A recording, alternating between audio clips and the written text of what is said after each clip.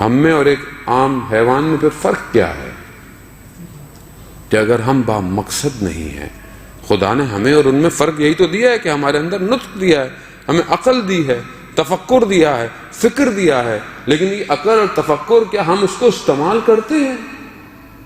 حدیث میں آتا ہے کہ امام جعفر صادق علیہ السلام اللہم صلی علی محمد آل محمد، خود امام فرماتے ہیں کہ حدیث تو لانی ہے اس سے خلاصہ سا کہ انسان کی عقل جو ہے وہ اس کی فکر کو راستہ دیتی ہے، یعنی حکم دیتی ہے، ڈائریکشن دیتی ہے.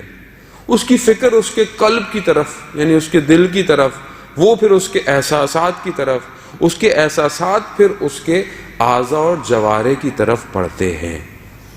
یعنی جب بھی آپ کوئی کام کرتے ہیں، کہیں نگاہ اٹھتی ہے، کہیں زبان چلتی ہے، وہ یہاں سے ڈائریکٹ ہو رہی ہوتی ہے.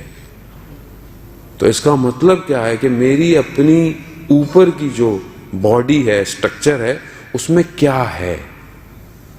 اگر تو اس میں عبادت بندگی کا عنصر پایا جائے گا تو نہ چاہتے ہوئے بھی میں اچھی بات کروں گا، اور اگر خوف خدا پایا جائے گا تو میں اپنی نگاہوں کو ہر جگہ نہیں اٹھاؤں گا. اگر واقعاً اس کا رزق پر میرا ایمان پایا جائے گا تو میں اپنے ہاتھوں سے بھی دینے میں کسی کو دریغ نہیں کروں گا. لیکن جب اوپر ہی کچھ اور ہے، یعنی اندر کی انجینئرنگ ہی کچھ اور ہے، تو پھر یہی ہوگا جو آج ہو رہا ہے معاشرے میں. آپ یہ نہیں کہہ سکتے کہ یہ سب ایسے ہی ہو گیا یا مجھ سے ہو گیا. نہیں ہو گیا عزیزان محترم. کیسے ہو گیا؟ جو اندر سٹور کریں گے وہی ظہور کرے گا. ہم سٹور کیا کر رہے ہیں صبح سے شام؟ اللہ اکبر. میں مولانا صاحب نماز پڑھتا ہوں، میری توجہ نہیں ہوتی ہے نماز پہ. نماز پہ کبھی نماز کے وقت پہ توجہ نہیں ہو سکتی ہے. جوان کہتا ہے میں مولانا صاحب یونیورسٹی جاتا ہوں، مجھے مشکلات ہوتی ہیں، جوان ہے، میں کیسے بچاؤں؟ کہا نماز محراب یعنی اپنے آپ کو جنگ کی جگہ ہے. یعنی جہاں پر تم اپنے آپ کو مضبوط کرو گے تو کل میدان میں کہیں بھی کھڑے ہو گے تم گرو گے نہیں.